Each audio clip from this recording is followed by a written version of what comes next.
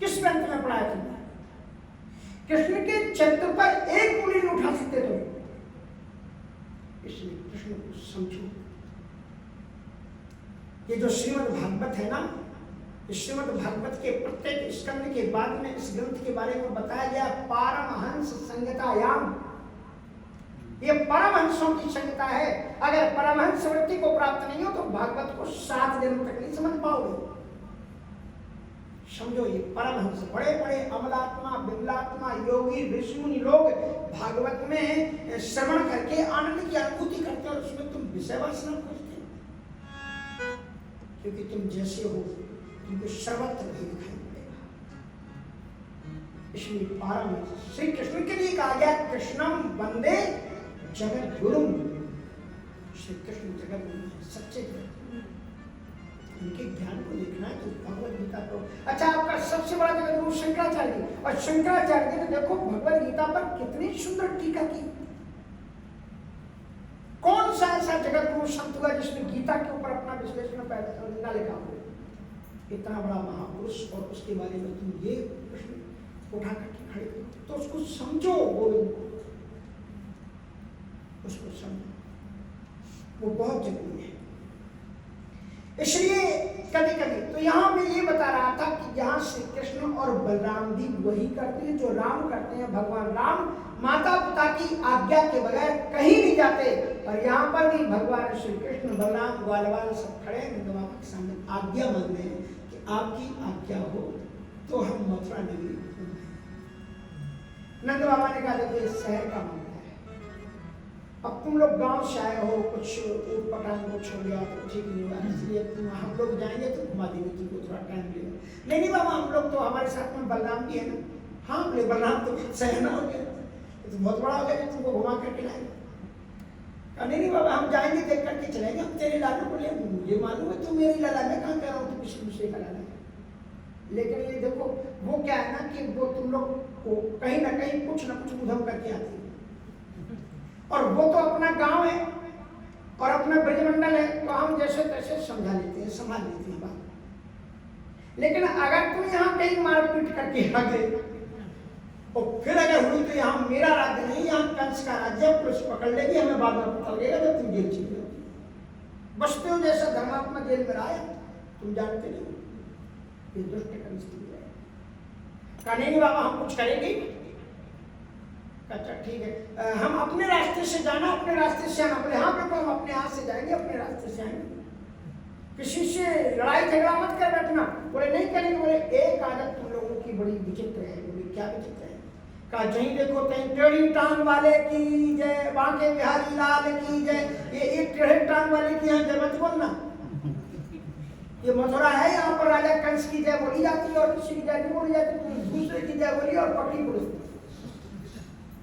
ठीक है बाबा, नहीं बोलेंगे किसी की जय बोली है, क्या जरूरत पड़ी। और सुनो उपद्रव मत करना, सीधे जाना, सीधे चले आएंगे। बोले हम सीधे जाएंगे, सीधे चले आएंगे। और तब तक कन्हैया ने पूछा कि बाबा एक बात पूछ। बोले हाँ। बोले हम तो किसी से नहीं लड़ेंगे, अगर कोई हमसे लड़ जाए तब तो जमा देंगे ना। कारण नहीं जाना, फिर जाना ही नहीं तुमको। बलराम जी का कहाँ आप उसके चक्कर में आते हो, मैं उन्हें सबको कुछ नहीं करने देंगे, उसको आप जाने दो। कहते बलराम तू अपनी जिम्मेवारी पर ले जा। कहा ठीक है। और चले महाराज, शहर का मामला था। अब शहर में कपड़े लोग कितने अच्छे अच्छे पहनते, पता ही नहीं चलता है कि कपड़ा पहले बना है कि कपड़ा पहनने वाला पहले बना है।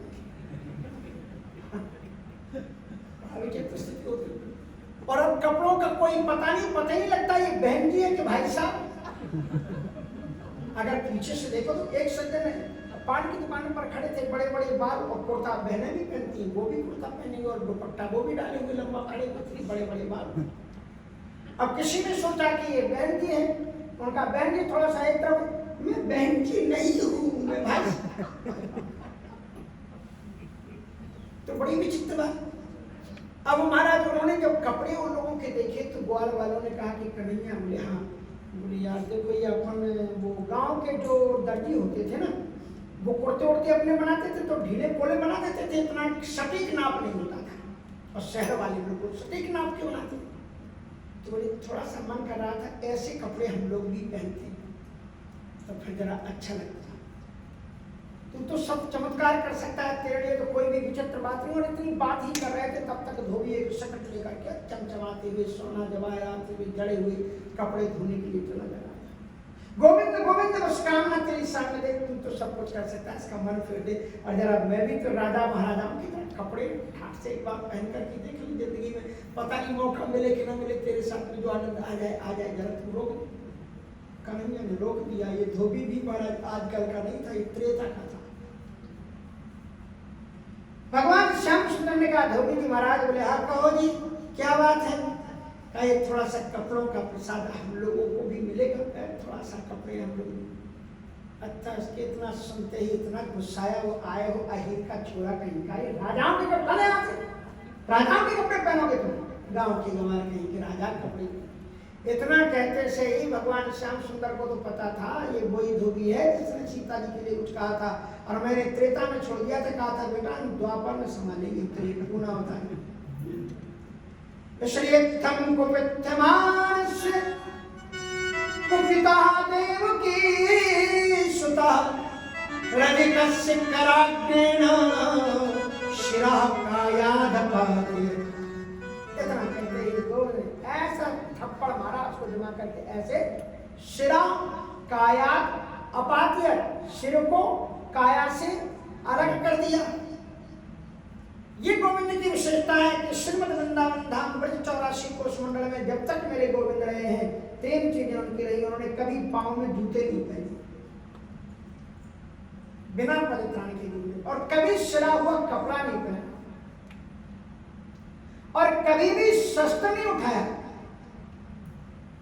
जहां काम चलता न था तीर और कमानों से,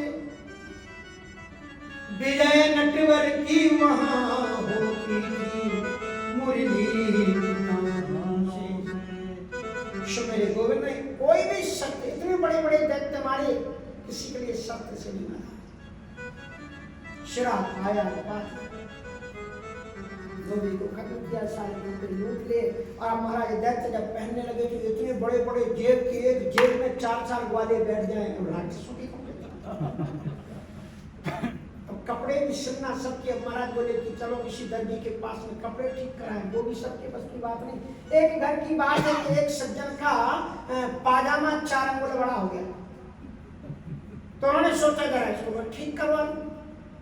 तो उन्होंने अपनी श्रीमती जी से कहा कि देखो वो हमारा पाजामा 4 अंगुल बड़ा हो गया, तो 4 अंगुल काट करके सिल करके रख देना, कल मुझे उसी पहन के जाना। बोले आज मुझे घर के बहुत काम है, बच्चों के लिए सब तैयार करना है, उनको भी परीक्षा के लिए जाना, आज भी देखेंगे टाइम मिलेगा तो हम कर देंगे।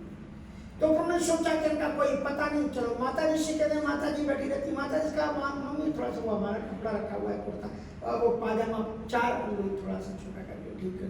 बोले बेटा आवाज से दिखाई तो पड़ता नहीं है, और वो कैसे मैं धागा डालूंगी, कैसे करूंगी, अब देखते हैं अगर बन जाएगा तो कर लेंगे। तो बहन से कहा बहन थोड़ी दीदी देख लेना, कहा कि मुझे तो कॉलेज जा रही हूँ मैं, मुझे फुर्सत अभी है नहीं, मतलब सबसे उन्हें कह दिया, चले गए।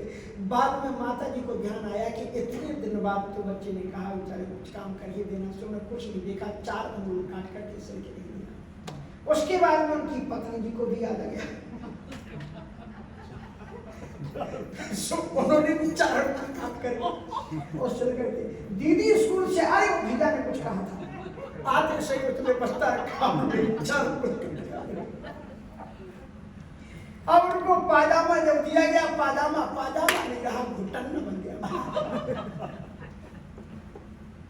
तो भगवान श्याम सुंदर को वस्त्रों को लेकर के दर्जी के पास में गए, दर्जी ने चटाचट करके भगवान ने आशीर्वाद दिया, भक्ति का प्रदान दिया, और भगवान श्याम सुंदर वहां से आगे जब बढ़े हैं तो फिर वो शुमाली नाम के एक माली के पास में गए, बड़ा स्वागत सत्कार किया है, माला पहनाई है, सुंदर फल आदि से उनका स्वागत किया है।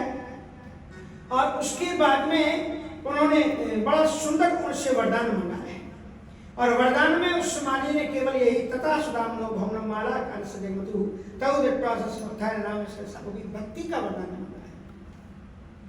और उसके बाद में मेरे गोविंद वहां से आगे चल करके जब चलते हैं तो उन्होंने देखा एक त्रिवक्का, एक कुंवरी, एक स्त्री चली जा रही थी, सबसे बड़ी सुंदर थी, पर 3 निगाह से टेढ़ी थी, उसके हाथ में एक चंदन की डोलकी थी, तेज गति से चली जा रही थी। उसने भगवान को नहीं देखा। किसने देखा? भगवान ने उसको देखा। इसे कहते हैं भक्त वत्सल अकारण करुणा वरुणालय। श्रीमद् वल्लभाचार्य जी महाराज कहते हैं ये पुष्टि मार्ग मानी जानते हो ना, पुष्टि मार्ग होता है, इसका मतलब क्या है? का पोषणम मदनुग्रहम, जब किसी जीव की बिना किसी साधना के परमात्मा अनुग्रह कर दे, इसी का नाम है पोषणम मदनुग्रहम, पुष्टि मार्ग। बिना प्रेम के, किसी कारण के बिना भी भगवान नहीं जाते। इसलिए ऐसा जब उन्होंने देखा तो भगवान श्याम सुंदर ने खुद उसको आवाज लगाई। उसने तो देखे कि वो तो चली जा रही थी, तो भगवान ने उसको पुकारा, कातंबरोर्वे तदुहानुरे परम कस्यांगिनेवा कथयस्व साधुना देहिया वयोरंगी विलेप मुक्तिमं श्रेयस्तपस्ते न चिरात् भविष्यति। कातम बरोर वेतद हानुलेपनम। हे सुंदरी, तुम कौन हो? इतना सुगंधित चंदन लेकर के किधर जा रही हो? क्या इस सुगंधित चंदन का थोड़ा सा प्रसाद हमें भी मिल सकता है? अब उसने मुड़ करके जब देखा तो जो उसने कहा, मुझे तो कोई सुंदर कहता नहीं, ये कौन है जो मुझे सुंदर कह रहा है? और उसको पलट करके देखा, वो राम, उतना सुंदर तो उसने कभी किसी को देखा ही नहीं था, खुद भगवान सुंदर है। क्योंकि भगवान रामचरितमानस में किसको सुंदर कहते हैं मालूम? रामचरितमानस में किसको कहा? कह रघुपति सुनो भावी बाबा, मान हुए भगति करना, मान हुए भगति करना। सबरी को बेचारे के दांत निकले, बाल सफेद हो गए, शरीर कांपता था। उसको कहते भामिनी, सर्वोपमान, मेरे मन को तुम भाती हो। भगवान ने उसको भामिनी कहा। और क्या कहा? जनक सुता कही सुनी भावे, जानहु कहु कही बारे गावे। जनक सुता कही सुनी भावे, जानहु कहु कही बारे गावे। उसको सबरी को क्या कहा कि हे करिवर गावनी। करिवर गावनी माने जानते हो? करिवर कहते हैं हथनी को। ए हथनी जैसी चाल वाली, तुम क्या सीता की सुधी जानते हो? भगवान तुम्हारी चमड़ी को नहीं देखते, भगवान तुम्हारे अंदर जो भक्ति का सौंदर्य है उसी सौंदर्य को। इसलिए तुम्हारे शरीर से तुम काले हो कि गोरे हो कि तिरछे हो कि टेढ़े हो कि कुबड़े हो, कैसे हो, भगवान डजंट मैटर। राम ही केवल प्रेम किया, राम ही केवल प्रेम किया, जान ले हो तो जान निहार। राम सदा से बंदियों की आंखें तेरे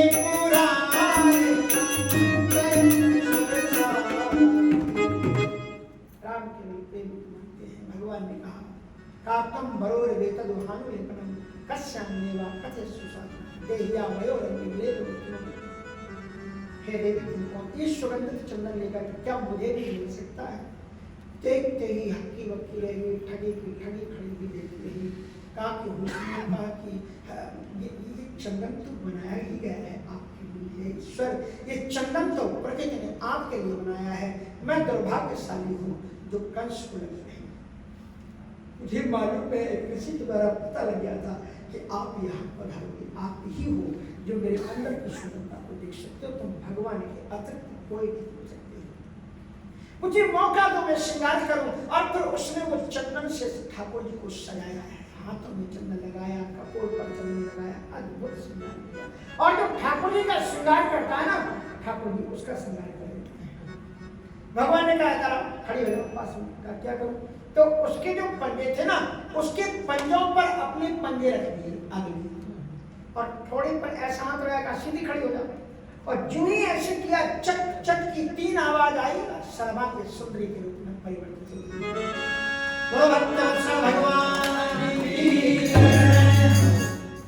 अद्भुत भगवान की। और जो ही ये हुआ तो उसके बाद तो महाराज पूरी मथुरा में हल्ला मच गया। माताओं के अंदर में एक काम, माताओं की जो सूचनाएं होती है बिना काम की होती है। माताओं के पास में सूचना एक दूसरे की मिलती है बिना कार के। हल्ला हो गया महाराज, ऐसा कोई बाल वाका आया है, ऐसा मनोहर कोई आता है, इतना प्यारा आया है कि उसको देखने से किसी ब्यूटी पार्लर में जाने की जरूरत नहीं, उसको देखो और सुंदर बन जाओ। आप तो महाराज सभी माताएं अपने अपने थाल सजा करके दरवाजों पर खड़ी, ऊपर से फूलों की वर्षा होने लगी। और मथुरा में जब नंदन श्याम सुंदर घूम रहे थे तो क्या हो रहा था, शेठ लोग कहते हैं देख करके लाला की आरती उतारने लगे, जैसे जनकपुर में राम जी की आरती उतारी गई है। अपने अपने दरवाजे पर फूल बरसा रहे हैं, आरती उतार रहे हैं, मीठा खिला रहे हैं। घर के अंदर उसमें बूढ़ी बुजुर्ग माताएं आपस में बात करती हैं। सखी एक बात बताऊं? बोले हाँ, ये छोरा का मोहड़ा देवकी से मिलता है। मुझे लगता है देवकी का अपना पुत्र यही है। और अब कंस का खत्म। और आया आया है नंद का लाल